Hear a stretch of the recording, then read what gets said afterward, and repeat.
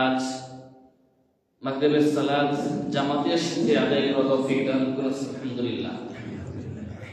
দুরূদ এবং সালাম হযরত মুহাম্মদ সাল্লাল্লাহু আলাইহি ওয়াসাল্লামের উপর। প্রিয় উপস্থিতি, আমি আজকের এই হালাকায় পবিত্র কোরআনের সূরা আল ইমরানের 133 নম্বর আয়াত থেকে 135 নম্বর আয়াত পর্যন্ত তেলাওয়াত করেছি। এই আয়াতগুলোকে সামনে রেখে আমার আজকের বক্তব্য উপস্থাপন করবো ইনশাআল্লাহ। ওয়া মা তাওফীক ইল্লা বিল্লাহ। আল্লাহর কাছে প্রথমে দোয়া করছি, আল্লাহ যেন আমাদের এই হালাত কবুল করে নেন। আমিন। আমিন। উপস্থিতি, আল্লাহ তাআলা আয়াতগুলোতে আমাদেরকে ডেকেছে। আল্লাহ বলছেন, ওয়াসারিউ ইলা মাগফিরাতিন মির রাব্বিকুম ওয়া জান্নাতিন আরদুহা আস-সামাওয়াতু ওয়াল আরদু উইদ্দাত লিল মুত্তাকিন। যে তোমরা ওয়াসারিউ, তোমরা দ্রুত বেগে ধাবিত হও, তোমরা দৌড়ে যাও কিসের দিকে? ইলা মাগফিরাতিন মির রাব্বিকুম, তোমাদের প্রতিপালকের পক্ষ থেকে ক্ষমার দিকে, এবং আরো কিসের দিকে? ও জান্নাতি, এবং সেই জান্নাতের দিকে। আরদুহাস সামাওয়াতু ওয়াল আরদ, যে জান্নাতের প্রশস্ততা হচ্ছে আসমান এবং জমিন। জান্নাতের প্রশস্ততা হচ্ছে জমিন থেকে আসমান পর্যন্ত। আল্লাহ আমাদেরকে বলেছেন যে তোমরা দৌড়াও, তোমরা দ্রুত বেগে ধাবিত হও আল্লাহর ক্ষমার দিকে এবং জান্নাতের দিকে। যে জান্নাতের প্রশস্ততা হচ্ছে আসমান থেকে জমিন পর্যন্ত। উইদ্দাত লিল মুত্তাকিন, যে জান্নাতকে প্রস্তুত করে রাখা হয়েছে মুত্তাকিদের জন্য, আল্লাহ ভীরুদের জন্য। একদিন এক বেদুইন, যারা গ্রাম্য বেদুইন, রাসূল সাল্লাল্লাহু আলাইহি ওয়াসাল্লামকে জিজ্ঞেস করলেন, ইয়া মুহাম্মদ ইন্নাকা তাদউনানি ইলা জান্নাতিন আরদুহা আস-সামাওয়াতু ওয়াল আরদু ফাইনান নার। বেদুইন সাধারণত বেদুইন মোতাবেক প্রশ্ন বেশি করতো। তো রাসূল সাল্লাল্লাহু আলাইহি ওয়াসাল্লামকে বেদুইন জিজ্ঞেস করলো যে, মুহাম্মদ সাল্লাল্লাহু আলাইহি ওয়াসাল্লাম, তুমি তো আমাদেরকে আহ্বান করো, আমাদেরকে ডাকো সেই জান্নাতের দিকে যে জান্নাতের প্রশস্ততা আসমান জমি, তাহলে জাহান্নাম কোথায়? যদি জান্নাতের প্রশস্ততায় আসমান এবং জমি পর্যন্ত হয়, তাহলে জাহান্নাম কোথায়? রাসূল বললেন, সুবহানাল্লাহ, ইযা জাআল লাইলু ফাইনান নাহার, যখন রাত আগমন করে তখন দিন কোথায় থাকে?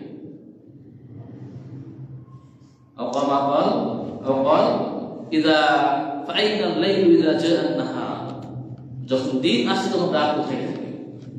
এখন হয়তো আমরা জানি যে এখন আমাদের এখানে রাত, আমেরিকায় দিন, কিন্তু রাসূল সাল্লাল্লাহু আলাইহি ওয়াসাল্লামের যুগে এটা জানার কোনো সিস্টেম ছিল না। তারপর বেদুইনের প্রশ্নের উত্তরে রাসূল বললেন যে আল্লাহ এখন দিন, এই আল্লাহ রাতকে অন্য জায়গায় রাখতে পেরেছেন। তো আসমান এবং জমিনের প্রশস্ততা জান্নাত মতো হলেও আল্লাহ জান্নাতকে অন্য জায়গায় রাখতে সক্ষম। এই জান্নাতকে আল্লাহ প্রস্তুত করে রেখেছেন কাজের জন্য? মুত্তাকিদের জন্য। মুত্তাকি কারা? মুত্তাকি কারা? যারা নামাজ পড়ে, রোজা রাখে, যাকাত দেয়, এরাই মুত্তাকি। মুত্তাকির সংজ্ঞা দিতে গিয়ে অনেকেই অনেকভাবে সংজ্ঞা দিয়েছেন, সংজ্ঞায়িত করেছেন।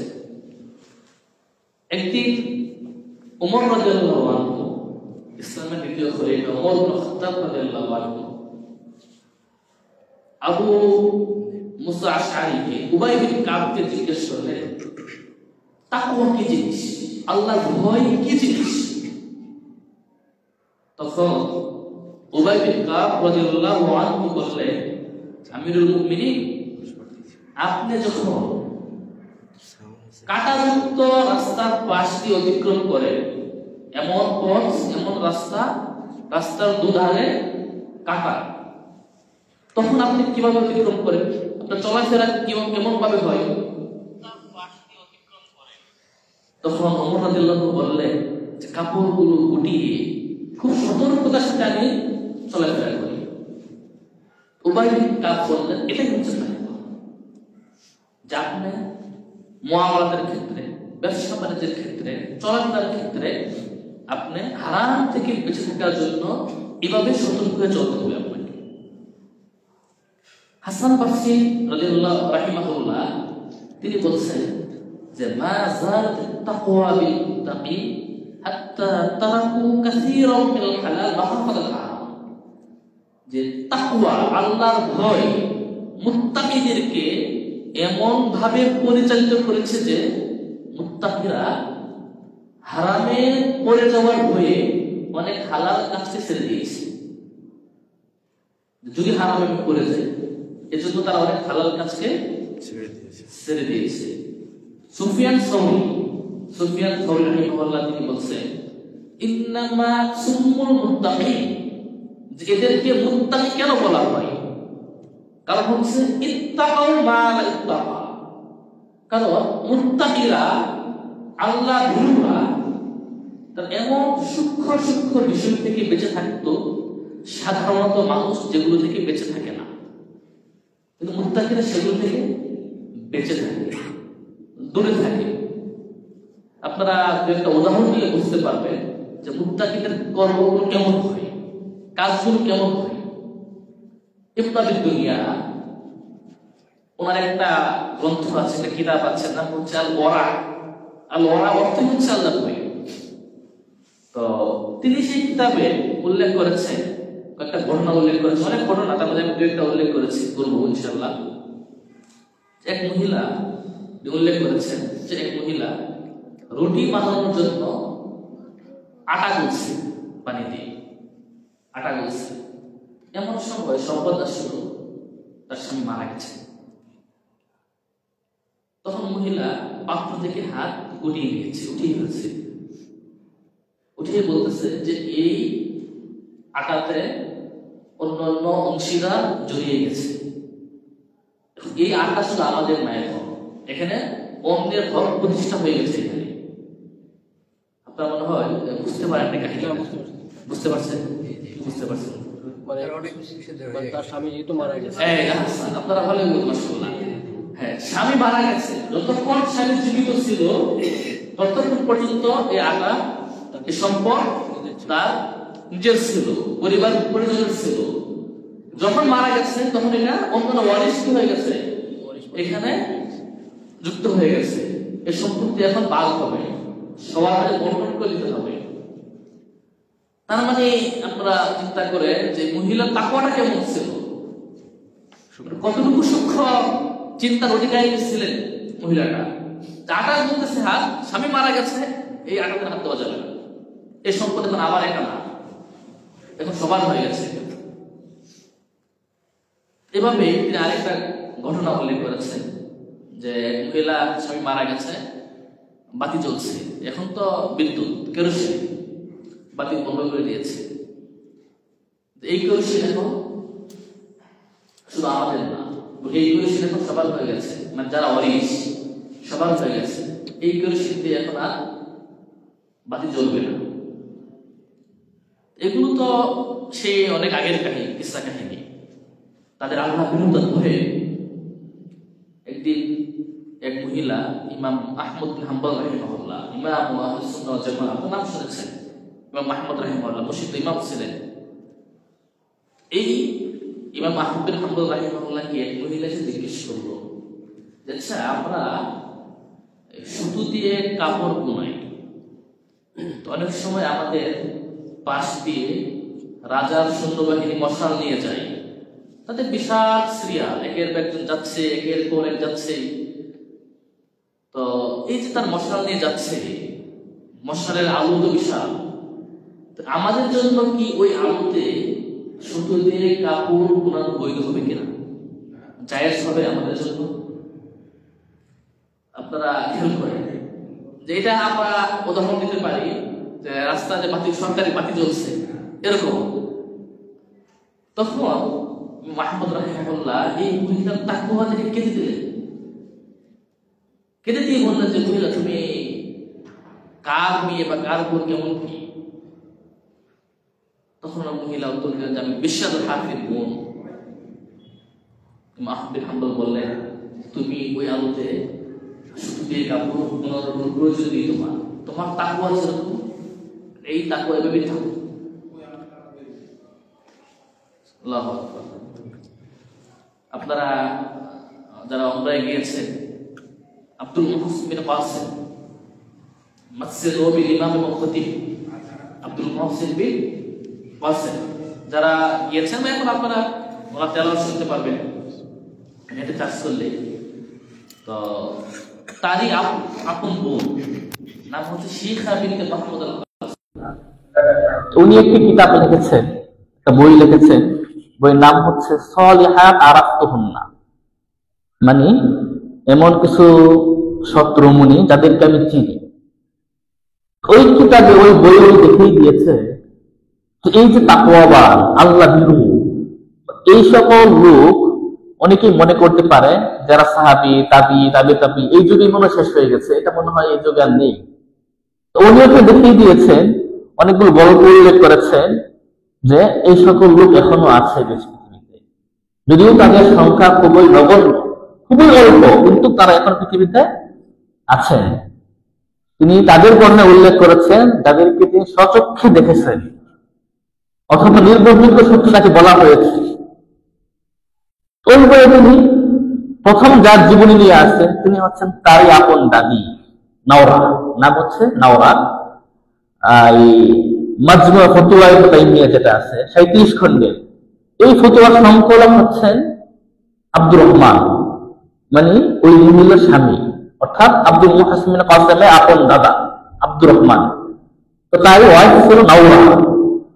এই নাওরা জীবনীটা মানে আশ্চর্যজনক।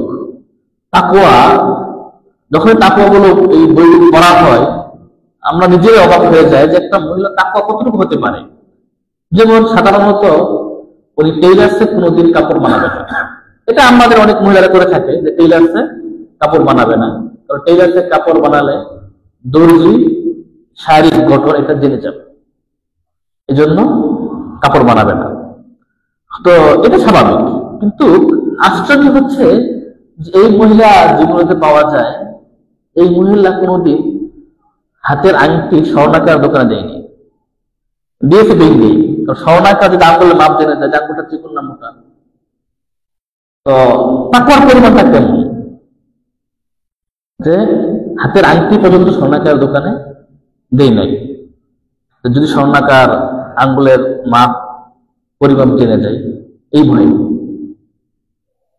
উনারই এক মেয়ের জামাই মারা গেছে, থাকতো রিয়াদে, তো উনি গেলেন রিয়াদে, মেয়ের জামাই মারা গেছে, দেখতে গিয়েছেন, 2 দিন পর চলে আসছে। তো ওনাকে প্রশ্ন করা হয়েছে যে আচ্ছা আপনি গেলেন, আপনার মেয়ের জামাই মারা গেছে, থাকবেন কয়েকদিন, আপনি তাড়াতাড়ি চলে আসছেন কেন? তখন তিনি উত্তর দিয়েছিলেন যে আমি যাওয়ার পর সবাই তো অনেকে আমাকে চেনে, ওরা আসে আমার সাথে দেখা করার জন্য, আমাকে সালাম দেওয়ার জন্য, আর মেহমান আসলে চা বিস্কুট খেতেই হয়। উনি বলেছেন যে আমি চাই না এতিমদের সম্পদ চা বিস্কুট খেয়ে শেষ হয়ে যাবে, আমি যতদিন থাকবো সেখানে ততদিন মানুষ আসবে দেখা করার জন্য আমার সাথে।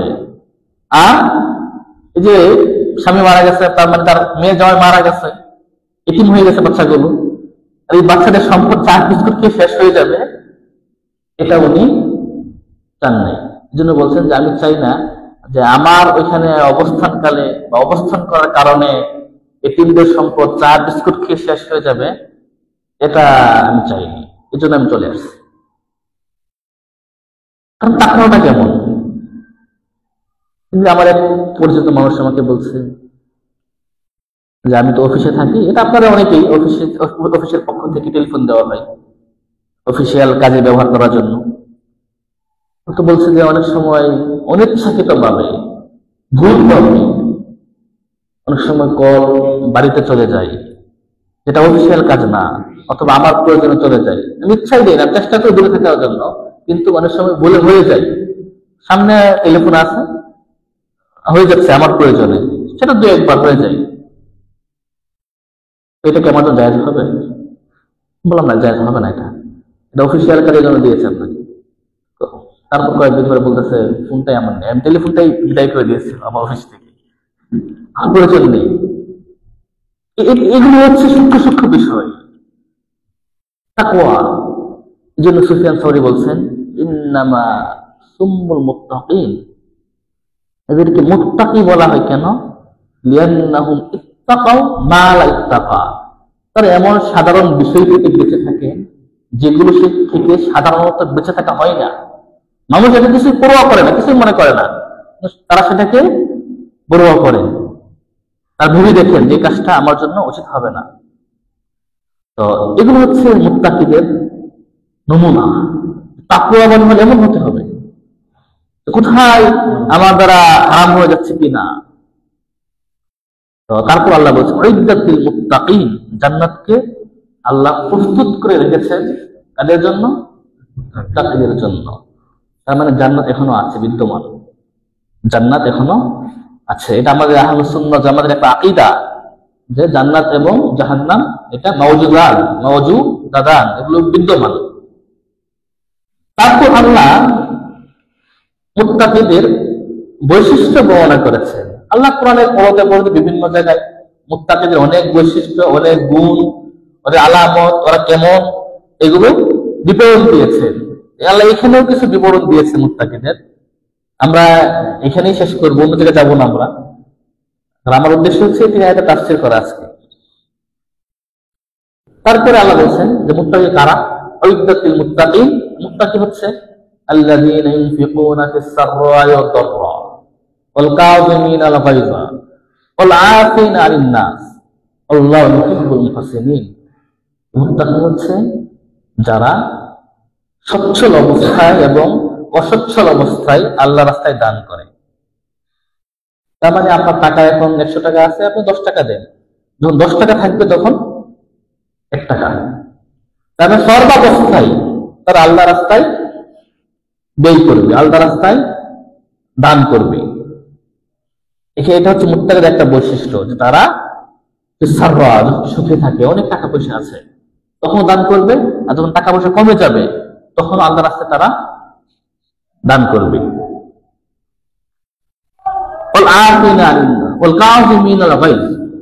মুত্তাকিদের দ্বিতীয় বৈশিষ্ট্য হচ্ছে তারা তাদের রাগ ক্রোধ নিয়ন্ত্রণ করে। রাগ উঠতে পারে, কিন্তু রাগ যখনই উঠে তখন রাগকে দমিয়ে রাখে। এটা মুত্তাকিদের দ্বিতীয় বৈশিষ্ট্য, রাগ ক্রোধ নিয়ন্ত্রণ করা।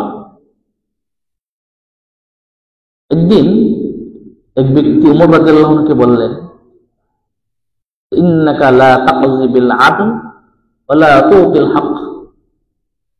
উমর খলিফাকে বলতেছে যে আপনি তো ন্যায় বিচার করেন না, ওয়া লা তুতিল হক, এবং মানুষকে তার ন্যায্য অধিকার প্রাপ্য বুঝিয়ে দেন না।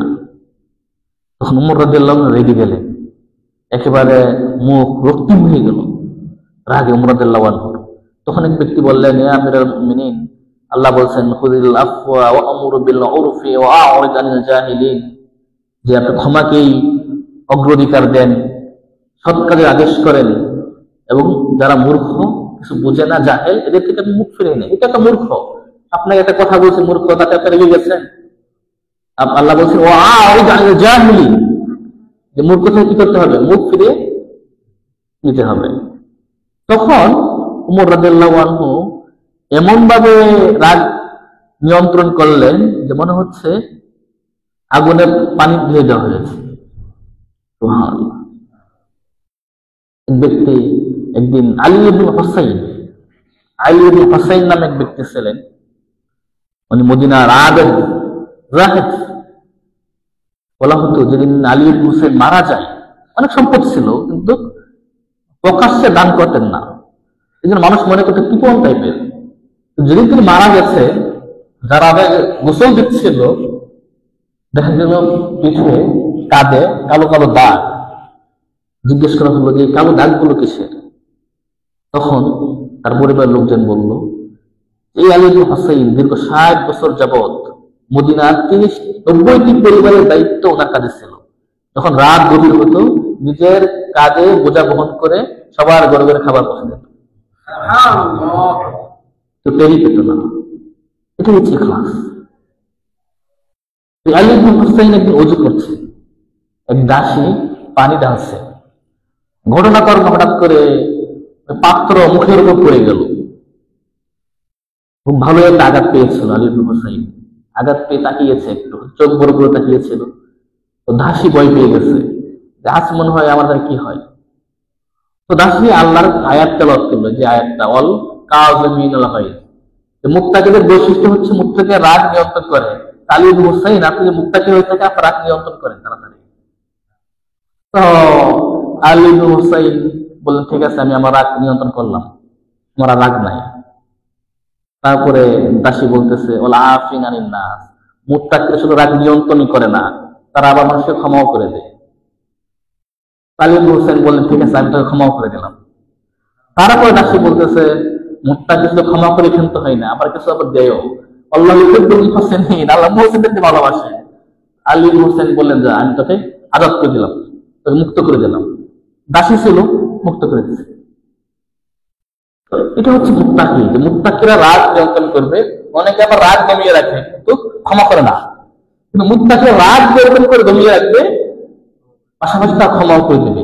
শুধু ক্ষমাই করে না, আবার কিছু গিফট দিয়ে দেয়। এটা হচ্ছে মুহসিন।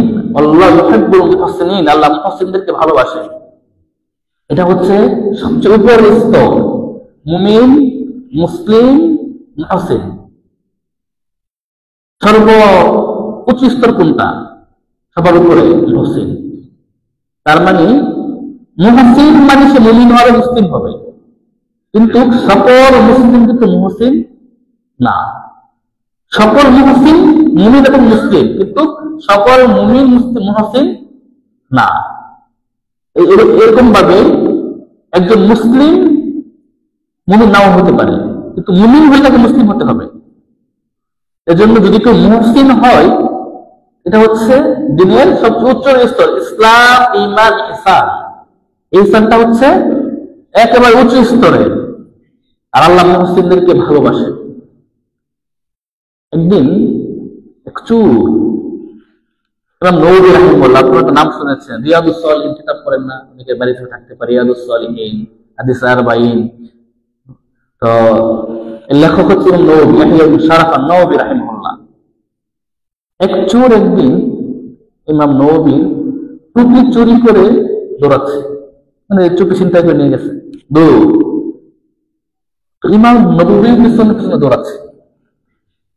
চোর ভাবছে হয়তো আমাকে ধরার জন্য কি দৌড়াচ্ছে। ইমাম নববী বলে দৌড়াচ্ছিল আর বলতেছে, এই চোর তুই থাম, আমি তোকে দিয়ে দিলাম টুপিটা, তুই এটা গ্রহণ কর। আমি তোকে দিয়েছি, তুই বল, আমি কবুল করলাম। তাহলে এই চুরির অপমান থেকে তুই মুক্তি পাবি। চুরির যেটা গুনাহ, কবিরা গুনাহ, চুরি করা, এটা থেকে তো মুক্তি পেলে। কিন্তু চোর তো আর এটা বোঝে না, চোর দৌড়াচ্ছে, ইমাম নববী কি পেছনে পেছনে দৌড়। মানুষ কি দরকার? এই জন্য ইমাম আহমদ বিন হাম্বল বলছিলেন যে আল্লাহ তোমার কারণে তোমারই কোনো মুসলিম ভাইকে আল্লাহ শাস্তি দেবে, তোমার কি লাভ? তোমার কারণে আল্লাহ তোমার কোনো মুসলিম ভাইকে সাজা দিল, শাস্তি দিল, তোমার কি লাভ হলো? কোনো লাভ নেই। ক্ষমা করে দেবো, সে যত মানুষকে ক্ষমা করে যায়। একদিন আবু মালিক নামে এক ব্যক্তি ছিল, মানুষকে ক্ষমা করে দিত। কারণ ঝগড়া করছে, পরে আসছে ক্ষমা চাওয়ার জন্য। আবু মালিকের একটা উত্তর ছিল যে আল মাদি লা ইযকা, অতীত মনে রাখতে নেই, অতীতে যা হয়েছে হয়েছে, যা তোমার ক্ষমা করে দিলাম। এরকম ভাবে কেউ ঋণ নিয়েছে, ধার নিয়েছে, যখন নাকি আসতো একটু ওজন পেশ করছে, উনি এক কথায় আল মাদি লা ইযকা, অতীত মনে রাখতে নেই, অতীতে যা হয়েছে হয়েছে, ওই দামে কি দিয়েছিলাম ওটা মনে রাখার প্রয়োজন নেই। ওনার একটা স্বভাব ছিল এটা। একদিন উনি মারা গেলেন। এক ব্যক্তি স্বপ্ন দেখে জিজ্ঞেস করছে, আবু মালিক মা যাফা আল্লাহ বিক, আল্লাহ তোমার সাথে কেমন আচরণ করেছে? আবু মালিক বলছে যে আমি আল্লাহর সামনে দাঁড়ালাম, আল্লাহ আমাকে বললেন যে যাও আল মাজিলা ইউকার, অতীত মনে রাখতে নেই, অতীতে কি করে আসছো না আসছো এটা মনে রাখার প্রয়োজন নেই, তোমার ক্ষমা করে দিলাম। সুবহানাল্লাহ। আপনি মানুষকে ক্ষমা করে দেবেন, আল্লাহ আপনাকে ক্ষমা করে দেবেন। আপনি মানুষের দুষ্কৃতি এড়িয়ে যাবেন, আল্লাহ আপনাকে ক্ষমা করে দেবেন। তো মুত্তাকিদের বৈশিষ্ট্য হচ্ছে তারা রাগ নিয়ন্ত্রণ করে। একদিন মুআয রাদিয়াল্লাহু আনহু খুতবা দিচ্ছেন, এক ব্যক্তি বলছে, মুআবিয়া রাদিয়াল্লাহু আনহু খলিফা ছিলেন, উমাইয়া খলিফা, খুতবা দিচ্ছেন, এক ব্যক্তি বলছে কাযাবতা, আপনি মিথ্যা বলছেন। সাথে সাথে মুআবিয়া নেমে গেছেন মেম্বার থেকে, নেমে ঘরে গেছেন, ঘরে গিয়ে পানি দিয়েছেন মুখে। যখন নাকি আবার মসজিদে প্রবেশ করেছে, দেখা যাচ্ছে ওনার দাড়ি থেকে টপ টপ করে পানি পড়তেছে। তারপর আবার মেম্বার উঠে বললেন, ইয়া আইয়ুহান নাস ইন্নাল গাদাবা মিনাশ শাইতান, রাগ হচ্ছে শয়তানের পক্ষ থেকে, আর ওয়াইন্না শাইতানা মিনান নার, আর শয়তানকে সৃষ্টি করা হয়েছে আগুন থেকে। সুতরাং যখন তোমাদের কারো রাগ হবে, তোমরা রাগকে পানি দিয়ে কি এটাকে নিয়ন্ত্রণ করবে, নিভিয়ে ফেলবে। এক ব্যক্তি ইবনে আব্বাস রাদিয়াল্লাহু আনহুকে খুব কঠিন ভাষায় গালাগালি করলেন। ইবনে আব্বাস সুন্দর করে বললেন, ওকে ডেকে নিয়ে আসো, যদি ওর কোনো কিছু প্রয়োজন থাকে আমি মিটিয়ে দেব, সমস্যা নেই। এগুলো হচ্ছে আমাদের সালাফদের নমুনা, যে তারা মানুষকে ক্ষমা করে দিতেন, রাগ নিয়ন্ত্রণ করতেন। এবং মানুষকে একদিন যখন নাকি আয়েশা রাদিয়াল্লাহু আনহার নামে একটা বদনা আপনারা জানেন, যে অপবাদ ছড়ানো হয়েছিল, আল্লাহ যখন আয়েশা রাদিয়াল্লাহু আনহা যে এই অপবাদ থেকে মুক্ত এই আয়াত নাযিল করলো, এই অপবাদ যারা রটিয়েছিল তার মধ্যে একটা ছিল মিসতাহ রাদিয়াল্লাহু আনহু। তো এই মিসতাহকে আবু বকর রাদিয়াল্লাহু আনহু কি করতেন? দান করতেন, টাকা পয়সা দিতেন, অনেক সময় দান করতেন। তো পরে আবু বকর বললেন যে আমি কি টাকা পয়সা দিব না, দান করবো না। আল্লাহ আয়াত নাযিল করে দিলেন, তিনি মিসতাহকে ক্ষমা করলেন, এমনকি পরে আবার দান আবার শুরু করে দিলেন দেওয়া। তো এই মানুষকে ক্ষমা করা, দান করা, এটা হচ্ছে মুত্তাকি। এই আয়াতে তিনটা মুত্তাকিদের বৈশিষ্ট্য গেল, কিন্তু শেষ একটা এটা আবার মুহসিনদের বৈশিষ্ট্য, যে আল্লাহ বলছে আল্লাহ ইউহিব্বুল মুহসিনিন, আল্লাহ মুহসিনদেরকে ভালোবাসেন। তারপর আল্লাহ বলছেন এটা হচ্ছে একটা অন্যরকম বৈশিষ্ট্য, যেটা আমি এখন বলবো। আল্লাহ বলছেন ওয়াল্লাযীনা ইযা ফাআলু ফাহিশাতান আও যালামু আনফুসাহুম যাকারুল্লাহা ফাস্তাগফারু লিযুনুবিহিম ওয়া মান ইয়াগফিরু যুনুবা ইল্লাল্লাহ ওয়া লাম ইউসিররু আলা মা ফাআলু ওয়া হুম ইয়ালামুন। যে মুত্তাকিদের আরেকটা বৈশিষ্ট্য হচ্ছে কি, আগের আয়াতে কয়টা তিনটা গেছে তাই না? তারা সুখে দুঃখে সচ্ছল অসচ্ছল অবস্থায় আল্লাহর রাস্তায় দান করে, এক নাম্বার। দুই নাম্বার রাগ নিয়ন্ত্রণ করে, তিন নাম্বার মানুষকে ক্ষমা করে দেয়। এটা হচ্ছে 4 নাম্বার। 4 নাম্বারটা হচ্ছে কি, মুত্তাকিরা যখন কোনো খারাপ কাজ করবে, কোনো অশ্লীল কর্ম করে বসবে, ফাহিশা খারাপ কাজ মন্দ কাজ করবে, আও যালামু আনফুসাহুম, অথবা তারা তাদের নিজেদের উপর জুলুম করবে। তার মানে মুত্তাকি হইলে যে পাপ কাজ হবে না, ব্যাপারটা এরকম না। মুত্তাকি হতে পারে তার দ্বারা পাপ কাজ, এটা আল্লাহ একটা বৈশিষ্ট্য। ওয়াল্লাযীনা মুত্তাকি তারা, ওয়াল্লাযীনা ফাআলু ফাহিশাতান, যখন তারা কোনো খারাপ কাজ করবে, আও যালামু আনফুসাহুম, অথবা তাদের নিজেদের উপর জুলুম করবে, যাকারুল্লাহ, তবে হ্যাঁ মুত্তাকিরা পাপ কাজের উপর লেগে থাকে না। তারা পাপ কাজ হয়ে গেলে সাথে সাথে আল্লাহকে স্মরণ করে, যাকারুল্লাহ, আল্লাহকে স্মরণ করছে, কি করলাম আমি এটা, আল্লাহকে স্মরণ করে বসে, ফাস্তাগফারু লিযুনুবিহিম, তারপর তারা তাদের পাপ কর্মের জন্য আল্লাহর কাছে ইস্তিগফার করে। ওয়া মান ইয়াগফিরু যুনুবা ইল্লাল্লাহ, আর আল্লাহ ছাড়া পাপ কাজ আর কি ক্ষমা করবে। ওয়া লাম ইউসিররু আলা মা ফাআলু ওয়া হুম ইয়ালামুন, তবে তারা জেনে শুনে তাদের পাপ কর্মের উপর তারা লেগে থাকে না, অবিচল থাকে না। এই যে মুত্তাকিরা যখন পাপ কাজ করবে বা তারা জুলুম করবে, অবিচার করবে নিজেদের উপর, আমরা যদি দেখি যে আমাদের নবী রাসূল দ্বারাও যে একটা অন্যায় সংঘটিত হয়েছিল, যদি আমরা শুরুতে যাই, আমাদের পিতা আদম আলাইহিস সালাম, তিনি একটা কাজ করে ফেলছেন শয়তানের প্ররোচনায়। নিষিদ্ধ গাছের ফল খেয়ে নিয়েছিলেন। যখন বুঝতে পারলেন যে এটা অপরাধ হয়ে গিয়েছে, এটা অন্যায় হয়েছে, আল্লাহকে বলেন রব্বানা যালামনা আনফুসানা ওয়া ইল্লাম তাগফির লানা ওয়া তারহামনা লানাকুনান্না মিনাল খাসিরিন। আল্লাহ, আমরা জুলুম করে ফেলেছি, যে আপনি আমাদেরকে ক্ষমা না করেন, যদি রহম না করেন, কি ক্ষমা করবে আমাদেরকে? যদি ক্ষমা না করেন তাহলে তো আমরা ক্ষতিগ্রস্তের অন্তর্ভুক্ত হয়ে যাব। এভাবেই মূসা আলাইহিস সালাম যে এক ব্যক্তিকে থাপ্পড় মেরে মেরে ফেলছিল, আপনার কাহিনী হয়তো জানেন অনেকেই, এক ব্যক্তিকে থাপ্পড় মেরে মেরে ফেলছিল মূসা আলাইহিস সালাম। শক্তিশালী ছিলেন অনেক, মূসার শক্তি ছিল শরীরে অনেক। প্রমাণ কি? মূসা আলাইহিস সালাম শক্তিশালী ছিল, তার প্রমাণ কি? দাঁত নেই, মাশাআল্লাহ, হাবিবুল্লাহ ভাই আলেম মানুষ, ওই যে মাদায়েনে গিয়েছিল, ওইখানে ওই থাপ্পড় মেরে গিয়েছিল, থাপ্পড় মেরে লোকটাকে মেরে পর পালিয়ে চলে গিয়েছিল মাদায়েনে। গায়ে দেখে যে দুই মেয়ে, তারা রাখালদের ভিড়ের কারণে পানি পান করতে পারছে না। একাই তিনি কি করলেন?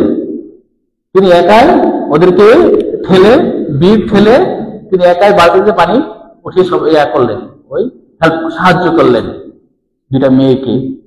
তারপরে তো আবার দুইটা মেয়ে একজনকে বিয়ে করেছিল, 10 বছর কামলা খাচ্ছে বলতে মহরণা স্বরূপ আর কি। তো মুসা আলাইহিস সালাম যেটা বলতেছিলাম যে তিনি এক ব্যক্তিকে থাপ্পড় মেরে মেরে ফেলছেন, তখন যখন বুঝতে পারলেন এটা অন্যায় হয়ে গেছে, এটা অপরাধ হয়ে গেছে, সাথে সাথে তিনি আল্লাহর কাছে ইস্তেগফার করলেন, ক্বালা রাব্বি ইন্নী যালামতু নাফসি ফাগফির লি ফাগফারা লা ইন্নাহু হুয়াল গফুরুর রহিম। আল্লাহ, আমি অন্যায় করেছি, জুলুম করেছি, আপনি আমাকে ক্ষমা করে দেন। ফাগফারা, আল্লাহ ক্ষমা করে দিলেন। ইন্নাহু হুয়াল গফুরুর রহিম, আল্লাহ ক্ষমাশীল এবং দয়ালু। এবার দাউদ আলাইহিস সালাম, সুলাইমান আলাইহিস সালামের পিতা দাউদ আলাইহিস সালাম যখন ওই যে ফয়সালা দিলেন দুই ব্যক্তির মাঝে, ভুল করলেন বিচার করতে গিয়ে, যখনই বুঝতে পারলেন ভুল হয়ে গেছে, ফাস্তাগফার রাব্বা, তিনি ইস্তিগফার করলেন, ক্ষমা চাইলেন আল্লাহর কাছে, এবং তিনি সেজদায় রুড়িয়ে পড়লেন, আল্লাহ তাকে ক্ষমা করে দিলেন। আমাদের মুহাম্মদ সাল্লাল্লাহু আলাইহি সাল্লাম, যদিও মুহাম্মদ সাল্লাল্লাহু আলাইহি সাল্লাম আল্লাহ ঘোষণা দিয়েছেন কাদ গাফারাল্লাহু মা তাকাদ্দামা মিন যামবিকা ওয়া মা তাআখার, যে নবী আপনার আগে গুনাহ সকল গুনাহ আল্লাহ ক্ষমা করে দিয়েছেন, কোনো গুনাহ নেই। তারপর রাসূল বলেছেন, ইয়া আইয়ুহান নাস তুবু ইলাল্লাহি ওয়াস্তাগফিরু, হে মানুষ তুমি আল্লাহর কাছে তওবা করো, ইস্তিগফার করো। ইন্নী আতুবু ইলাল্লাহি ওয়াস্তাগফিরু ফি ইয়াউমিন 100 মাররা, যে আমি দৈনিক 100 বার ইস্তিগফার করি। রাসূল সাল্লাল্লাহু আলাইহি ওয়াসাল্লাম বলেছেন যে আমি দৈনিক 100 বার ইস্তিগফার করি। অন্য রাওয়াতে আছে ইন্নী লা আস্তাগফিরুল্লাহ ওয়া আতুবু ইলাইহি ফি ইয়াউমিন আকসারা মিন 70 মাররা, যাতে 70 বার বেশি ইস্তিগফার করি। রাসূল সাল্লাল্লাহু আলাইহি ওয়াসাল্লাম যদিও তার আগের পরিশুদ্ধ গুনাহ কি আল্লাহ ক্ষমা করে দিয়েছেন। আবু বকর রাদিয়াল্লাহু আনহু ইসলামের প্রথম খলিফা, জান্নাতের সুসংবাদ প্রাপ্ত একজন সাহাবী, এমনকি যাকে জান্নাতের সকল দরজায় ডাকবে, যাকে জান্নাতের সকল দরজায় আহ্বান করবে, ডাকবে।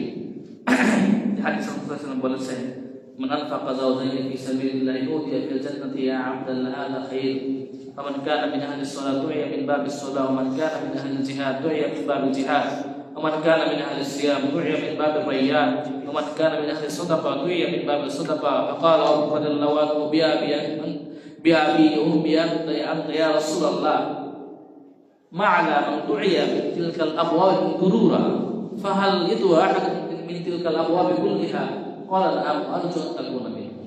রাসূল বললেন, যারা জোড়ায় জোড়ায় বস্তু আল্লাহর রাস্তায় দান করবে, কিয়ামতের দিনের দিকে জান্নাতে বিভিন্ন দরজা দিয়ে ডাকা হবে। যে নামাজি হবে তাকে নামাজের বিশেষ একটা দরজা দিয়ে ডাকা হবে, যে মুজাহিদ হবে তাকে জিহাদের একটা বিশেষ গেট থাকবে জান্নাতে, ওই গেট দিয়ে তাকে আহ্বান করা হবে। আর যে বেশি বেশি সিয়াম পালন করবে তাকে রাইয়ান নামক দরজা দিয়ে ডাকা হবে। আর যে দানশীল হবে তাকে দানের একটা বিশেষ গেট থাকবে, সেই গেট দিয়ে তাকে ডাকা হবে। তো আবু বকর বললেন, আবু বকরের আকাঙ্ক্ষাটা কেমন, স্বপ্নটা কেমন, হিম্মতটা কেমন? আমি আপনি হলে মনে করতাম জান্নাতে ঢুকতে পারলেই আলহামদুলিল্লাহ, আমান যুযিআন নার ওয়া উদখিলাল জান্নাত ফাকাদ ফাজ, যাকে জাহান্নাম থেকে দূরে রাখা হলো, জান্নাতে ঢুকিয়ে দেওয়া হলো, ফাকাদ ফাজ, সেই সফল কাম। তা আমার আপনার স্বপ্ন হতে এটাই, তো কোনো মতে জান্নাতে একটু জায়গা পাইলে হলো। তাও বকর কিন্তু উনি এতে সন্তুষ্ট না। আবু বকর বলে, আল্লাহ রাসূল ঠিক আছে, বিভিন্ন দরজা বিভিন্ন জনকে ডাকবে, ফাহাল ইদু আহাদুম মিন তিলকাল আবওয়াব কুল্লিহা, আল্লাহ রাসূল এমন কেউ কি আছে যাকে জান্নাতের সকল দরজা দিয়ে রাখা হবে, যাকে জান্নাতের সকল দরজায় থাকবে? দেখেন আবু বকরের স্বপ্নটা কেমন, আকাঙ্ক্ষাটা কি। মানে উনি এক দরজা থাকবে সন্তুষ্ট না যে এক দরজায় থাকবে আমাকে, উনি চাচ্ছেন ওনাকে জান্নাতের সকল দরজায় থাকুক, যে আবু বকর তুমি এখান থেকে প্রবেশ করো, এখান থেকে প্রবেশ করো। আবু বকর জিজ্ঞেস করলেন যে এটা আবশ্যক না, কাউকে জান্নাতের সকল দরজা লাগবে এটা আবশ্যক না, তারপর কি আল্লাহ রাসূল কেউ আছে যাকে জান্নাতের সকল দরজায় লাগবে? সহিহ বুখারী ও মুসলিম হাদিস এটা। রাসূল বললেন না, আছে, এমন ব্যক্তি আছে, ও আরজু আন তাকুনা মিনহুম, আর আবু বকর আমি আশা করি তুমি তাদের অন্তর্ভুক্ত। সুবহানাল্লাহ, আল্লাহু আকবার। এক সাহাবী রাসূল সাল্লাল্লাহু আলাইহি ওয়াসাল্লামের উঠে পানি দিলেন। রাসূল বললেন, এই তুমি কি চাও? আপনাদের কি মনে হয় সাহাবী কি চেয়েছিল? আপনারা কি চাইতেন? রাসূল বললেন তুমি চাও, অপশন দেন, তুমি কি চাও? ওনার সাথে একই জায়গাতে থাকার। মাশাআল্লাহ। তো সব ওদের আকাঙ্ক্ষাটা কি, হিম্মতটা কেমন? তাই বলেন যে আমি আপনার সাথে জান্নাতে থাকবো, জান্নাতে আমার সাথে থাকবো, এটা হচ্ছে আমার চাওয়া। তো যাই হোক, যে আবু বকরের এত বড় ছিল, এত সে আবু বকর একটু বলে, আপনি আমাকে একটা দোয়া শিক্ষা দেন, আমি এই দোয়া নামাজে পড়ব। তখন আল্লাহ তাকে শিক্ষা দিয়েছিলেন যে আল্লাহুম্মা, আমরা পড়ে থেকে এটা অনেক পারি, কমন করবে এটা, আল্লাহুম্মা ইন্নী যালামতু নাফসি যুলমান কাসীরা ওয়া লা ইয়াগফিরু যুনুবা ইল্লা আনতা ফাগফিরলি মাগফিরাতাম মিন ইনদিক ওয়ারহামনি ইন্নাকা আনতাল গফুরুর রহিম। তো রাসূল তাকে ইস্তেগফার শিক্ষা দিলেন। এটাও ইস্তেগফার যে আমি জুলুম করেছি, অনেক জুলুম করেছি, আপনাকে স্যার কে ক্ষমা করবে? আমি আপনি আল্লাহকে না ডাকলেও, আল্লাহকে ডাকার অনেক বান্দা আছে, কিন্তু আল্লাহ আমাকে ক্ষমা না করলে কে ক্ষমা করবে? কেউ নেই। উমর রাদিয়াল্লাহু আনহু একদিন রাসূলকে বললেন, আপনি আমার জন্য ইস্তেগফার করেন। এরা ইসলামের দ্বিতীয় খলিফা, রাসূল বলছেন লাউ কানা বা'দি নাবিয়্যিন কানা উমর, আমার উপর যদি কেউ নবী হতো তাহলে সে উমর হতো। এমন রাসূল বলেছেন যে রাস্তা দিয়ে উমর হাঁটে, এই রাস্তা দিয়ে শয়তান হাঁটে না। উমর বললেন উনি যে শহীদ হবেন রাসূল বলে গিয়েছে। একদিন রাসূল সাল্লাল্লাহু আলাইহি ওয়াসাল্লাম পাহাড়ের উপর উঠলেন, তার পাহাড় কাঁপা শুরু করলো। রাসূল এভাবে লাঠি দিয়ে আঘাত করে বললেন যে পাহাড় তুমি শান্ত হও, তোমার উপরে নবী আছে, সিদ্দিক আছে এবং দুজন শহীদ আছে। তারপরে ওই পাহাড়ে ছিলেন রাসূল সাল্লাল্লাহু আলাইহি ওয়াসাল্লাম, আবু বকর, ওমর এবং ওসমান। রাসূল বলেন তোমার উপরে আছেন নবী এবং সিদ্দিক এবং দুজন শহীদ। তারপরে ওমর শহীদ হবে এবং ওসমান রাদিয়াল্লাহু আনহু শহীদ হবে, এটা রাসূল সাল্লাল্লাহু আলাইহি ওয়াসাল্লাম আগে থেকে ভবিষ্যৎবাণী করে গিয়েছেন। ওমর একদিন বললেন, আল্লাহর রাসূল আপনি আমার জন্য ইস্তেগফার করেন। যে ব্যক্তি সবচেয়ে বেশি হাদিস বর্ণনা করেছেন তার নাম হচ্ছে আবু হুরায়রা রাদিয়াল্লাহু আনহু। ইসলাম গ্রহণ করলেন 7ম হিজরিতে, ইসলাম গ্রহণ করেছে 7ম হিজরিতে, রাসূল মারা গিয়েছেন 10ম হিজরিতে। মাত্র 3 বছর রাসূলের সাথে ছিলেন, অথচ তিনি হচ্ছেন কি সবচেয়ে বেশি হাদিস বর্ণনা। একটু বরকত, 3 বছর থেকে সবচেয়ে বেশি হাদিস বর্ণনা করেছে। তিনি বলছেন যে আল্লাহি ইন্নী লা আস্তাগফিরুল্লাহ ওয়া আতুবু ইলাইহি ফি ইয়াউমিন ফি কুল্লি ইয়াউমিন আলফা মাররা। জানলার কসম, আমি দৈনিক আল্লাহর কাছে 1000 বার ইস্তেগফার করি,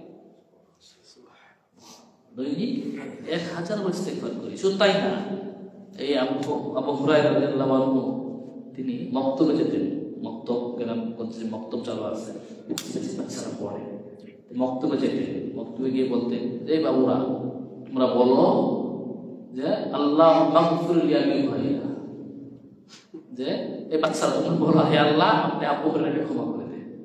তো বাচ্চারা তো বলতো যে আল্লাহ আবু হুরায়রাকে ক্ষমা করে দেন, তিনি তখন আমিন বলতেন।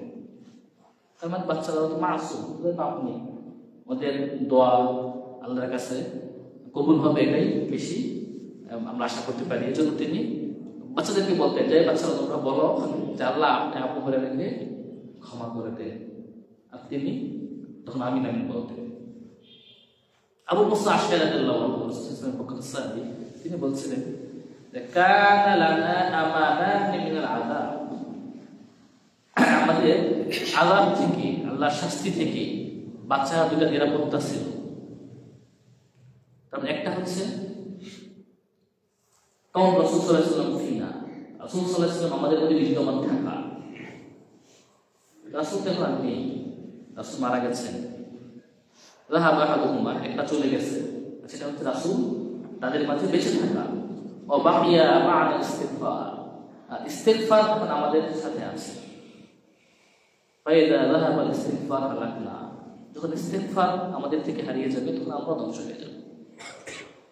আল্লাহ কোরআনে বলছেন ওমা কানাল্লাহু লিয়ুআযিবাহুম ওয়া আনতা ফীহিম ওমা কানাল্লাহু মুআযিবাহুম ওয়া হুম ইস্তাগফিরুন, যে নবী যতদিন আপনি বেঁচে আছেন তাদের মাঝে ততদিন তাদেরকে আল্লাহ শাস্তি দিবেন না, এবং যতদিন তারা ইস্তিগফার করবে ততদিন আল্লাহ তাদেরকে শাস্তি দিবেন না। তো যেহেতু রাসূল সাল্লাল্লাহু আলাইহি ওয়াসাল্লাম পৃথিবীতে নেই, চলে গেছেন, এখন বাকি আমাদের কাছে আছে ইস্তিগফার। এটাও এখন আমাদের থেকে হারিয়ে যাওয়ার মতো, এটাও হারিয়ে গেছে। মুজাওয়াজি বলছেন, ইবলিস বলছে যে আহলাকতু বানি আদম বিযুনুব, আমি আদম সন্তানকে ধ্বংস করেছি পাপের মাধ্যমে, ওদেরকে যা পাপ কাজ করিয়ে নিয়ে ওরা ধ্বংস হয়ে যাচ্ছে।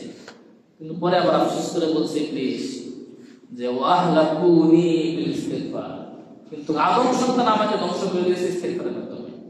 কারণ আমি ওদেরকে ধ্বংস করছি পাপের মাধ্যমে, তো ওরা আমাকে ধ্বংস করছে ইস্তিগফারের মাধ্যমে। পাপ কাজ করাই যায় ঠিক আছে, কিন্তু পরে যখন আমরা ইস্তিগফার করে তখন ক্ষমা পেয়ে যাই, তখন আমার পরিশ্রম সব বৃথা, কোনো কাজে আসে না। কাতাদা রাহিমাহুল্লাহ বলছেন ইন্নাল কুরআনা ইয়াদুল্লুকুম আলা দাওয়াইকুম, কোরআন তোমাদেরকে পথ দেখিয়ে দিচ্ছে আলা দাওয়াইকুম দাইকুম, তোমাদের রূহ, তোমাদের বেদি এবং সেই বেদির ওষুধ কি। তোমাদের আম্মা দাওয়াউকুম যুনুব, তোমাদের রূহ, তোমাদের বেদি হচ্ছে এটা পাপ, পাপ হচ্ছে তোমাদের একটা রূহ, আর এই রোগের চিকিৎসা হচ্ছে ইস্তিগফার। আলী রাদিয়াল্লাহু আনহু বলছিলেন যে আজিবতু মিম্মান ইয়াহলিকু ওয়া মা'আহু নাজাত ইলা মা হিয়া ক্বাল ইস্তিগফার। আলী বলছেন তারা আশ্চর্য হই যে যার হাতে নাজাতে মুক্তি পাওয়ার জিনিস থাকা সত্ত্বেও সে ধ্বংস হয়ে যাচ্ছে, তার হাতে মুক্তি পাওয়ার জিনিস আছে তারপর সে ধ্বংস হয়ে যাচ্ছে, ওই ব্যক্তিকে দেখে আমার আশ্চর্য হই। তো আলীকে জিজ্ঞেস করা হলো বলছে কি জিনিস সেটা, তখন আলী বললেন যে সেটা হচ্ছে ইস্তিগফার। ইস্তিগফার হচ্ছে আপনার একটা অস্ত্র, মুক্তি পাওয়ার, কিন্তু আমরা সেটা কাজে লাগাই, এই জন্য আমরা ধ্বংস হয়ে যাচ্ছি। তিনি আরো বলছেন যে আল্লাহ যাকে মা আলহামাল্লাহু আবদাল ইস্তিগফার ওয়া হুয়া ইউরিদু আন ইয়াযিবা, আল্লাহ যদি কোনো তার বান্দাকে ইস্তিগফার শিক্ষা দিয়ে ইলহাম করে, মানে ইস্তিগফার করা তৌফিক দেয়, ইস্তিগফার কর, তার মানে আল্লাহ তাকে শাস্তি দিতে চান না। কারণ যদি আল্লাহ তাকে শাস্তি দিতে চাইতেন তাহলে আল্লাহ তাকে ইস্তিগফার করতে দিতেন না, ইস্তিগফার ইলহাম করতেন না। যেমন তিনি বলছেন যে আল্লাহ যদি কোনো তার বান্দাকে ইস্তিগফার ইলহাম করে, ইস্তিগফার করা তৌফিক দেয়, তার মানে ওই বান্দাকে আল্লাহ শাস্তি দিতে চান না। তো ইস্তিগফার যেটা মুমিনদের একটা বৈশিষ্ট্য, একটা গুণ, বিশেষ গুণ ইস্তিগফার করা। শুরুতেই আয়াত হলো সাইয়ু ইলা মাগফিরা, তোমরা ক্ষমার দিকে ধাবিত হও। আল্লাহ আমাদেরকে দেখেছেন। আল্লাহ হাদিসে বলছেন ইয়া ইবাদি ইন্নাকুম তুখতিউনা বিল-লাইলি ওয়ান-নাহারি ওয়া আনা আগফিরু যুনুবা জামিআ ফাস্তাগফিরুনি আগফির লাকুম, যে আমার বান্দারা তোমরা দিনে রাতে তোমরা গুনাহ করতেই থাকো ওয়া আনা আগফিরু যুনুবা, আর আমি তোমাদের পাপ ক্ষমা করতেই থাকি, সুতরাং ফাস্তাগফিরুনি, তোমরা ইস্তিগফার করো, আমি তোমাদেরকে ক্ষমা করে দেব। আল্লাহ আমাদের ডেকে বলছে যে তোমরা ইস্তিগফার করো, আমি তোমাদেরকে ক্ষমা করে দেব। আল্লাহ হাদিসে বলছেন যে ইবনে আদম ইন্নাকা মা তাউতানি ওয়া রাজাউতানি কাফারতু লাকা আলা মা কানা মিনকা ওয়া উবালি। আদম সন্তান, যতক্ষণ আমাকে ডাকবে, আমার কাছ থেকে ক্ষমা পাওয়ার আশা করবে, আমি তোমাকে ক্ষমা করে দেবো, ওয়ালা উবালি। আর তোমাকে ক্ষমা করতে গিয়ে আমি কারো পরোয়া করি না, তোমাকে করলে কিছু হবে আমি সেই পরোয়া করি না। ইবনে আদম লাউ বালাগা যুনুবুকা আনানা আস-সামা সুম্মা আস্তাগফারতানি গাফারতু লাক। আদম সন্তান, পাপ করতে করতে করতে করতে তোমার পাপ যদি সে আসমান পর্যন্ত পৌঁছে যায় আর তুমি আমার কাছে ইস্তেগফার করো, আমি তোমার সব পাপ ক্ষমা করে দেব। কি বলছি এটা? আসদাকুল কাইলিন। আল্লাহ যে সত্য কেউ আছে, সে আল্লাহই বলেছে ইবনে আদম ইন্নাকা লাওয়াতাইতানি বিকুরাবিল আরদি খাতায়া সুম্মা লাকীতানি লা তুশরিকু বিশাইয়্যান লা'তাইতুকা বিকুরাবি মাগফিরা। হে আদম সন্তান, যদি তুমি আমার কাছে সাক্ষাৎ করো পৃথিবীর সমপরিমাণ পাপ নিয়ে, গুনাহ নিয়ে, আর শিরক না করে থাকো, তাহলে আমি আল্লাহ তোমার সাথে সাক্ষাৎ করবো পৃথিবীর সমপরিমাণ ক্ষমা। আপনি এটা ভাবেন না যে আপনার পাপ থেকে, আপনার গুনাহ থেকে আল্লাহ ক্ষমা, বরং আপনার পাপ কখনোই আল্লাহর ক্ষমার থেকে বড় না। আপনার পাপ, আপনার অন্যায়, যত অন্যায় আপনি করেন, যত বিচার করেন, সেটা আল্লাহর ক্ষমা থেকে বড় হতে পারে না। এই জন্য ইস্তিগফার করতে হবে। আল্লাহ পবিত্র করে বলছেন, ইয়া ইবাদি কুল ইয়া ইবাদিয়াল্লাযীনা যালামু আনফুসাহুম, হে আমার বান্দাগণ যারা জুলুম করেছে, অবিচার করেছে নিজেদের উপর, লা তাকনাতু মির রাহমাতিল্লাহ, তোমরা আল্লাহর রহমত থেকে নিরাশ হও না। ইন্নাল্লাহা ইয়াগফিরুয যুনুবা জামিআ, আল্লাহ এখানে বলছেন যে আল্লাহ সকল পাপ ক্ষমা করে দিবেন।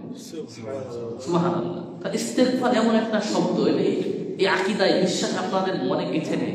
ইস্তেগফার এমন শব্দ, পৃথিবীর কোনো পাপ এর সাথে টিকবে না, যত বড় পাপই হোক। শিরক সবচেয়ে বড় পাপ, শিরক করার প্রতি তওবা করে ইস্তেগফার করলে ক্ষমা করবে, এর সামনে কোনো পাপ টিকবে না। যিনি বলছেন তিনি হচ্ছেন আসদাকুল কাইলিন। তাকিদ দিয়ে বলছেন আবার ইন্নাল্লাহ, নিশ্চয়ই আল্লাহ, ইয়াগফিরুয যুনুবা, পাপ ক্ষমা করতে পারো, কিছু বলছে জামিয়া, সকল পাপ, নিশ্চয়ই আল্লাহ সমস্ত পাপ কি করে দেবেন, ক্ষমা করে দেবেন, যদি কেউ ইস্তেগফার করে। এজন্য আল্লাহর রহমত থেকে নিরাশ হওয়া যাবে না। শয়তান তো নিরাশ করে, তুই এত পাপ কাজ করছিস, তোর ক্ষমা পাওয়া যাবে না, তোর ক্ষমা হবে না, তুই ধ্বংস হয়ে গেছিস। শয়তান আমাদেরকে ভয় দেখায়, কিন্তু আল্লাহ বলছে সারা জীবন একটা মানুষ পাপ কাজ করবো, যখন থেকে বুঝতে শিখছে, বালেগ হয়েছে, চুরি, ডাকাতি, জিনা, ব্যভিচার, মদ, গাঁজা সব খেয়েছে, ভালো কাজ কিছু করে নাই, শেষ বসে এসে আল্লাহ তাকে তৌফিক দিল, খালেস দিল, অন্তর থেকে ইখলাসের সাথে ইস্তেগফার করে, আস্তাগফিরুল্লাহ শব্দটা বলে, সাধারণ কোনো শব্দ না, তাই ক্ষমা করবে। শুধু আল্লাহ আপনাকে ক্ষমা করে ক্ষান্ত হন না, আল্লাহ খুশি হয়ে যায় ইস্তেগফার করার কারণে। ইস্তেগফার করে আল্লাহ খুশি হয়ে যায়, আল্লাহ আনন্দিত হন, আল্লাহ ভালোবাসে। আল্লাহ ইউহিব্বুত তাওয়াবিন, যারা তওবা করে ইস্তেগফার করে তাদেরকে ভালোবাসে। আল্লাহ বলছেন আল্লাহ ইউহিব্বুত তাওয়াবিন ওয়া ইউহিব্বুল মুতাতাহহিরিন, আল্লাহ যারা পবিত্র অর্জন করে এবং যারা তওবা করে তাদেরকে আল্লাহ ভালোবাসে, আল্লাহ খুশি হয়ে যায় তওবা করার কারণে। এই যে দেখবেন হওয়া চোরা করতে বেশিরভাগ মানুষ কারা, বয়স্ক। আল্লাহ একটা হিকমা, যারা পাপ কাজ করেছে যুবক বয়সে, শেষ বয়সে এসে কি আল্লাহর কাছে তওবা করেছে, ক্ষমা চেয়েছে, আল্লাহ ক্ষমা করে দেবেন। শয়তান চ্যালেঞ্জ করছে আল্লাহকে, শয়তান আল্লাহকে চ্যালেঞ্জ করছে, চ্যালেঞ্জ করে বলছে ওয়া ইজ্জাতিকা ইয়া রাব লা আবরাহু উখফি ইবাদাকা মা দামাত আরওয়াহুম ফি আজসাদিহিম,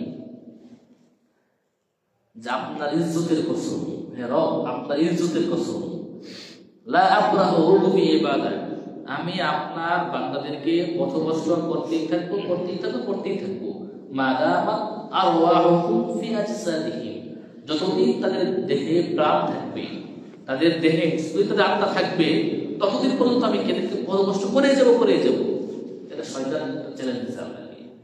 শুনেন তো আল্লাহ কি বলছে, আল্লাহ বলছেন তো ইজ্জাতি ওয়া জালালি লা আগফিরান্না লাহুম মা দামু ইস্তাগফিরুন, তুই বলছো ইজ্জতের কসম, আমি বললাম আমার ইজ্জতের কসম, আমার মহত্বের কসম, ইজ্জতি ও জালালি, আমার ইজ্জতের কসম, আমার মহত্বের কসম, লা আগফিরান্না লাহুম, আমি সবাই ক্ষমা করে দেব। মা দাম ইস্তাগফিরুন, যতক্ষণ তারা ইস্তেগফার করবে, যতক্ষণ তারা ক্ষমা চাইবে, ইস্তেগফার করবে, আমিও সবাই কি করে দেব? ক্ষমা করে দেব। তুই এখন কি করবি? কষ্ট করে কি করবি? পরে ইস্তেগফার করলে ক্ষমা করে দেব। আস্তাগফিরুল্লাহ, সবাই বলবো না আস্তাগফিরুল্লাহ। এতবার ইস্তেগফার করতে আমরা পরিমাণ করি আল্লাহ জানে। ইস্তেগফার করতে হবে। আল্লাহ মুসলিম হাদিসে বলেছেন যে আযনাবা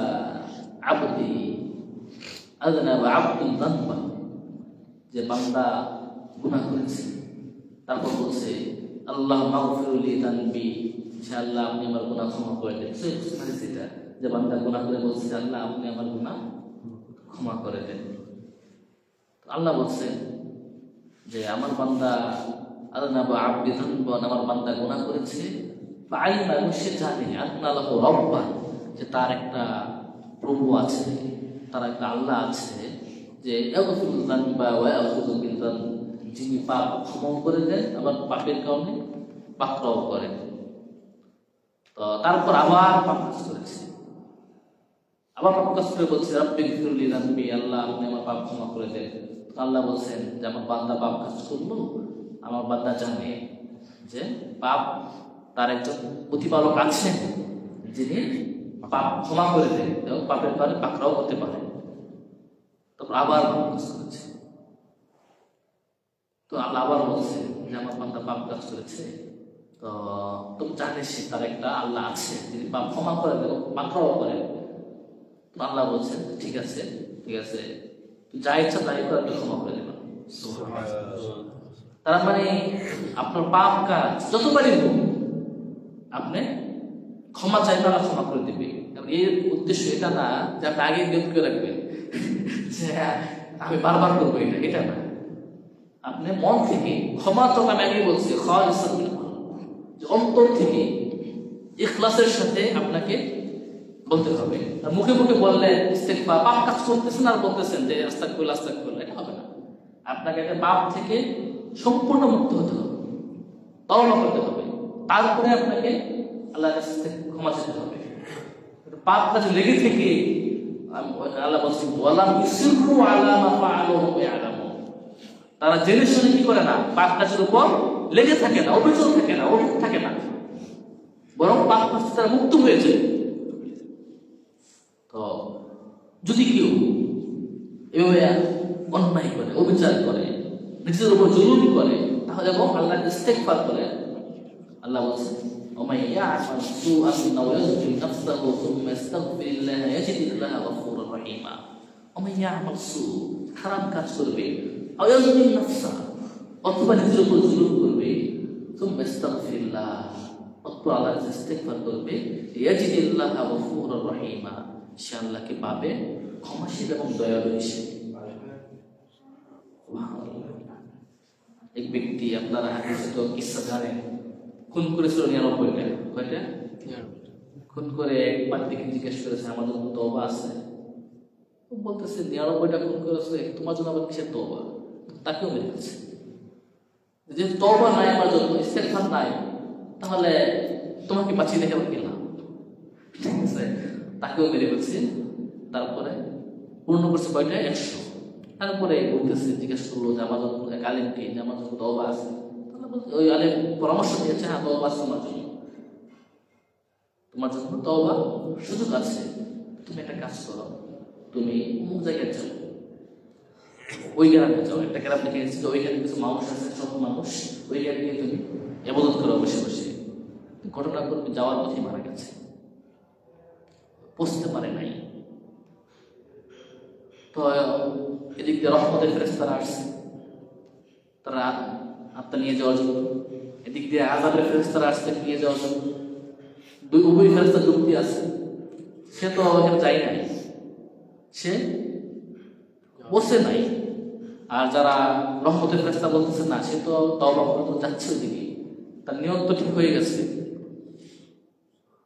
আল্লাহ করলে, আল্লাহ জমিনকে বললেন, তখন সিদ্ধান্ত হলো, তো আরেকটা ফেরেশতা আসলেন মানুষের রূপ ধারণ করে, এসে বললেন তোমরা এক কাজ করো, তোমরা জমিনকে মেপে দেখো যে যদি সে যাচ্ছে যেদিকে, যে গ্রাম থেকে, যে স্থান থেকে যাচ্ছে এবং যেদিকে যাবে, যে গ্রামে যদি তার যাওয়াটা বেশি হয় তাহলে ওই গ্রামের দিকে, তাহলে তাকে রহমতের ফেরেশতা নিয়ে যাবে। আর যদি যেদিকে যাচ্ছে ওইটা পরিমাণটা কম হয় তাহলে তাকে নিয়ে যাবে আযাবের ফেরেশতারা। আল্লাহকে জমিনকে বললেন, এই জমিন যেদিকে যাচ্ছে ওই জমিনকে বললেন তুমি একটু সংকুচিত হয়ে যাও। জমিন সংকুচিত হয়ে গেল, মেপে দেখলো যে 1 বিঘত আগায় গেছে। তাকে রহমতের ফেরেশতা নিয়ে গেল। তো যদি 100 খুন করার পরে তার জন্য তওবা থাকে, ইস্তেগফার করতে পারে, তা আমাদের নিরাশ হওয়ার কিছু নেই। আমাদের নিরাশ হওয়ার কিছু নেই, আমরা আল্লাহর কাছে ইস্তেগফার করব। ব্যক্তি নাম ছিল মুহাম্মদ ইবনে মাসলামা আল-কানাবী রাহিমাহুল্লাহ। তিনি বয়স 30-এর উপরে, উনি ছিল লিডার, মানে গুন্ডাদের লিডার যাকে বলে আর কি বর্তমানে। মদ গাঞ্জা খেত, মদ খেত। একদিন ঘরের সামনে বসে আছে, ওদিকটা যাচ্ছে প্রখ্যাত মুহাদ্দিস শুবা ইবনে হাজ্জাজ রাহিমাহুল্লাহ। শুবা ইবনে হাজ্জাজ বলা হতো, শুবা ছিল কঠিন প্রকৃতির মানুষ। আসে না অনেকেই আলেমরা কঠিন হয়, কেউ আবার নরম হয়, তো উনি ছিলেন কঠিন মানুষ। ওনার সামনে কেউ জাল জয়ীফ হাদিস বলবে সাহস হতো না। কেউ যদি জাল জয়ীফ হাদিস বলতো, ডাইরেক্ট বলতো তোমাকে পুলিশ ধরিয়ে দেবো। শুবা কোথার সাথে খুব কঠিন মানুষ ছিলেন। এই শুবা যাচ্ছেন পাশ দিয়ে, পিছনে অনেক ছাত্র, অনেক বড় মুহাদ্দিস, পিছনে অনেক ছাত্র যাচ্ছে। ওই যে কানাবী যার কথা বললাম, যে মদ খেত, গাঁজা খেত এবং ওদের লিডার ছিল, সে তো ঘরের সামনে, দরজার সামনে বসে আছে। তো যখন দেখছে শুবা যাচ্ছে, পিছনে পিছনে অনেক মানুষ, তো বলছে এটা কি? এটা শুবা, এটা শুবা। পিছনে এরা কারা? এরা তার ছাত্র, তো মুহাদ্দিস। উনি বলতেছে যে এই চামচার আমার পিছনে ঘোরাফেরা করবে মানুষ, তোমার পিছনে কেন চলে গেছে? গিয়ে বলছে তুমি শুবা? হ্যাঁ। তুমি মুহাদ্দিস? হ্যাঁ। তুমি আমাকে হাদিস বলো তো, তুমি মুহাদ্দিস, হাদিস বলো। শুবা দেখলো তো মদ খায়, বিড়ালের গলায় ঘন্টা পাওয়া যায়, কথা আছে না? তাহলে কি হাদিস বলবে? হাদিস কি সবাইকে বলা যাবে নাকি? পরিবেশ লাগবে, যাকে বলছে ওকে কেমন সে দেখতে হবে। শুবা দেখলো তো বলার মতো কিনো না, তো মদ খায়, কি বলবো হাদিসে? কি বলবো? তোমাকে হাদিস শোনাবো না, তোমার চাকু দিয়ে করছে। চাকু দিয়ে বলছে তুমি হাদিস বলবি না, ঢুকিয়ে দেবো। শোভা দেখলে এখানে মতিগতি খুব খারাপ। শোভা বললেন ঠিক আছে, হাদিস বলছে, রাসূল বলছেন যে ইন্না মিম্মা আদরাকান নাস মিন কালামিন নবুওয়াতিহি ওয়ালা ইযা লাম তাসতাহি ফাসনা মা শি'তা। রাসূল বলছেন তোমার লজ্জা থেকে যা ইচ্ছা তাই করতে পারো। এটা হচ্ছে রাসূলের হাদিস। তোমার লজ্জা না থাকলে যা ইচ্ছা তাই করতে পারো। তো ও তো থমকে গেছে, কি হাদিস শোনালো?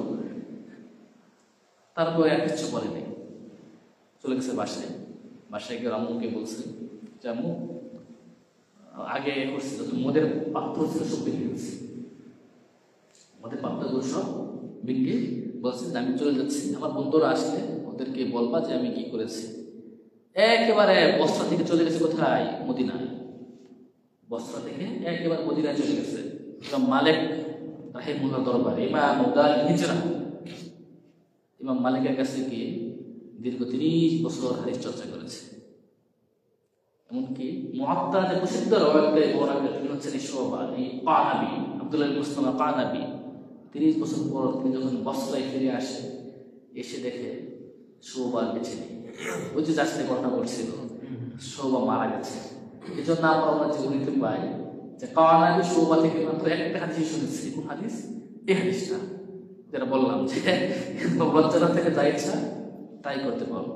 তা আমার এই ঘটনা বলার উদ্দেশ্য হচ্ছে যে এই যে তওবা করব, ইস্তেগফার করব, বয়স 30-এর উপরে, পিছনের জীবনগুলো ছিল মদ গাঁজা খেয়ে যত অপরাধ এসব করে করেই কাটিয়েছে। তারপর তওবা করে ইস্তেগফার করেছে, আল্লাহর জীবনটা সুন্দরভাবে, প্রসিদ্ধ মুহাদ্দিস হয়ে গেছেন তিনি। আমরা যারা কোরআনের হাদিস পড়ি, আমরা পরবর্তী ঘটনার কথা আসে, কোন হাদিস সমাজের নাম। তো আগের যে ঘটনা বললাম, খুন করার পরে আলেম তাকে একটা পরামর্শ দিয়েছিল যে তুমি যেখানে এই অপরাধগুলো ঘটিয়েছ ওইখানে আর ফেরত যাবে না, ওইখানে তুমি আর ফেরত যেও না। এ কারণ কি? কারণ হচ্ছে যেখানে অপরাধ আপনি ঘটিয়েছেন এইখানে ফেরত গেলে অনেক সময় ওই জায়গাগুলো দেখে স্মৃতি মনে হয়ে যায়। স্মৃতি মনে হলে মনে হয় যে আবার শুরু করে দেই।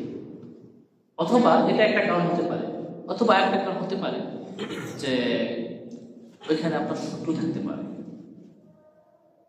অথবা আপনাকে কেউ ভালো হতে দেবে না। যারা একবার অপরাধে জড়িয়ে যায়, যারা সহজে বের হতে পারে না, এটা আপনারা ভালো করে জানেন। ওকে বের হতে হলে ওই এলাকাকে ছাড়তে হয়, ওই শহরকে ছাড়তে হয়, আপনার বের ফেলবে ওকে। হ্যাঁ, এই জন্যই ওকে পরামর্শ দিয়েছিল তুমি ওই গ্রামে গিয়ে সেগুলোকে ইবাদত করো, তুমি এখানে আসতে আসো না। এই জন্য আমরা দেখতে পাই যখন নাকি মদ হারাম হলো, মদ হারাম হওয়ার পরে আল্লাহ রাসূল বলেছেন যে মদের পাত্রগুলো যেন ভেঙে ফেলে। কারণ কি? মনে না পড়ে, যাতে মদের দেখলে পাত্র দেখে মদের কথা মনে না পড়ে, এই জন্য পাত্রগুলো সব ভেঙে ফেলতে বলছে। তো এগুলো হচ্ছে যে তারা আল্লাহর কাছে তওবা করতেন, শেষ জীবনে এসেও তারা আল্লাহর কাছে এত পাপ করার পরও তওবা করেছে। আল্লাহ আমাদেরকে ঘোষণা দিয়েছেন কেউ যদি তওবা করে আল্লাহ কি করে দেবে? তাকে ক্ষমা করে দেবে। এবং আল্লাহ বলছেন ইয়াজিদিল্লাহ, সে আল্লাহকে পাবে ক্ষমাশীল হিসাবে। ইয়াজিদিল্লাহ গফুরুর রহিমা, ক্ষমাশীল এবং ক্ষমা করে কিন্তু হবে না, আল্লাহ দয়াও করেন। আল্লাহ বলছেন ক্ষমা, ইয়াজিদিল্লাহ গফুরুর রহিমা, ক্ষমাশীল হিসাবে প্লাস দয়ালু হিসাবে পাবে। এখন আমরা তো ইস্তেগফার যদি আমরা করি আল্লাহর কাছে, তাহলে আপনার কি লাভ হবে? খাওয়া পাওয়া যাবে না, সময় শেষ।